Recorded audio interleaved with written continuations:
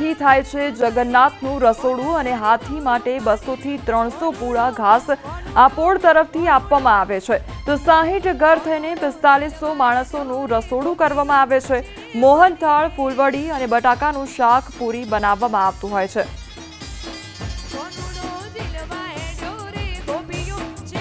અમદાવાદના સરસપુર વિસ્તારની અંદર તળિયાની પોળમાં વર્ષોથી ખાસ કરીને ભક્તો આવે તેની માટે જમણવાર કરવામાં આવે છે। આપ જોઈ રહ્યા છો કે પૂરીઓ તળાઈ રહી છે અને તેની સાથે મોહનથાળ પણ તૈયાર થઈ રહ્યો છે।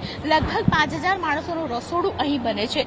તમામ ભક્તો જ્યારે આવે ત્યારે વિશેષ પ્રકારે કોઈ પણ ભક્તો છે તે ભૂખ્યું ન જાય તે માટે તૈયારી કરવામાં આવે છે। ભાઈ, શું નામ છે આપનું અને કેવી તૈયારીઓ કરવામાં આવી છે? અમે છેલ્લા અઠવાડિયાથી તૈયારીઓ કરીએ છીએ અને 5000 માણસનું ફૂલવડી, મોહનથાળ, પૂરી, શાક 4 વસ્તુ અમે પીરસીએ છીએ। 5000 માણસને જમાડીએ છીએ।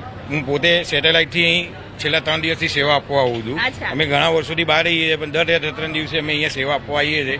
ભંડોળથી માંડી બધી રીતની અમે સેવા આપીએ છીએ। તમે ક્યાં રહો છો અને બાલાજી અહીંયા આવો છો એટલે જૂનું ઘર હશે? હા, આપણું મકાન અહીંયા જ છે અને વર્ષોથી અહીંયા સેવા બી કરવાની આ મંદિરનો ને એનો વહીવટ અમે મહેશભાઈ છે, હું છું, બીજા જગદીશભાઈ છે, અમે બધા સાથે મળીને કરીએ છીએ। અચ્છા, કેટલા માણસો અહીંયા આવે ત્યારે વિશેષ કેવી રીતે તૈયારીઓ કરતા? અમારે બુફે રીતે જ જમાડીએ છીએ, પ્લેટો આપીને જેને પૂરી, શાક, મોહનથાળ અને ફૂલવડી। અચ્છા, બિંદાસ કોઈ પણ વ્યક્તિ છે તે ભૂખ્યું ન જાય તે માટે બુફેની જેમ જમાડવામાં આવે છે। તૈયારીઓ કેટલા દિવસ પૂર્વે કરવામાં આવે? 10 દિવસ પહેલા તૈયારીઓ કરવામાં આવે છે અને તેમજ અહીંયા આગળ લોકો બહારથી ફંડ પણ એટલું આપી જાય છે અને અમારા ત્યાં આગળ છેલ્લા 15 વર્ષથી રસોડું ચાલે છે। બરાબર। અચ્છા, કઈ વસ્તુઓ બનાવો છો ખાસ?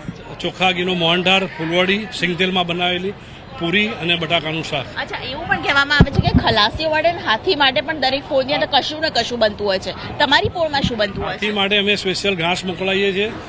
જેટલા પણ હાથી આવે એના માટે 300 કિલો જેટલું ઘાસ અમારી પોળ તરફથી જાય છે। અચ્છા, અને ખલાસીઓ હોસ્પિટલ માટે મૂકવામાં આવે છે। ખલાસીઓ માટે તો ખુલ્લું જ હોય છે, જેને જમવા પહેલા બેસાડી દઈએ આવે। બિલકુલ। તો તળિયાની પોળ છે તેમાં અત્યારે જુઓ તો તૈયારીઓ જે થઈ રહી છે, રાહ જોવાઈ રહી છે। લગભગ 12-12:30 ની આસપાસ રથયાત્રા છે તે આવી જતી હોય છે અને ત્યારબાદ અહીં ત્રણેય રથ આવ્યા બાદ લગભગ 2 થી 3 કલાકનું રોકાણ કરતા હોય છે। એટલે 2 થી 3 કલાક દરમિયાન જ્યારે ભક્તો આવે ત્યારે કોઈ પણ ભક્ત છે તે પોળની અંદર જાય તો તે ભૂખ્યું નથી જતું અને આ પરંપરા છે વર્ષોથી સચવાઈ રહી છે। કેમેરા પર્સન શૈનિક મહેતા સાથે દીપિકા કુમાર, ન્યૂઝ 18 ગુજરાતી, અમદાવાદ।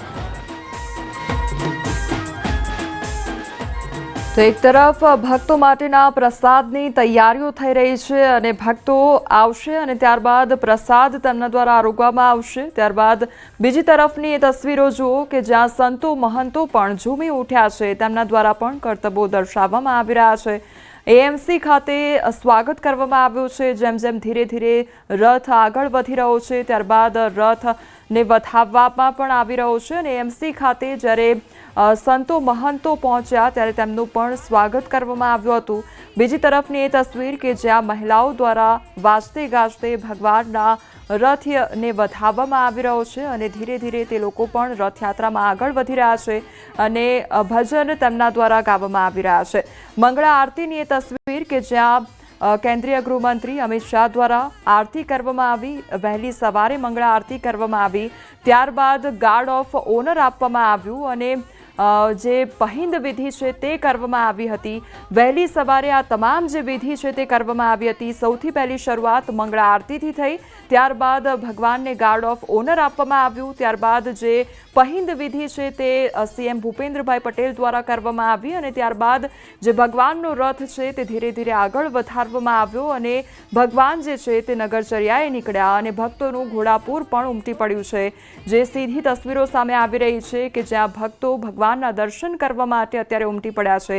આ તમામ એ વહેલી સવારની તસવીરો કે જ્યાં સૌથી પહેલી શરૂઆત મંગળા આરતીથી કરવામાં આવી, ત્યારબાદ ભગવાનને ગાર્ડ ઓફ ઓનર આપવામાં આવ્યું, ત્યારબાદ પહિંદ વિધિ કરવામાં આવી અને નગરચર્યાએ ત્યારબાદ ભગવાન જે છે તે ભગવાન પોતાના ભક્તોને દર્શન આપવા માટે નીકળ્યા અને એટલા માટે જ ભક્તોની ભારે ભીડ પણ જોવા મળી રહી છે।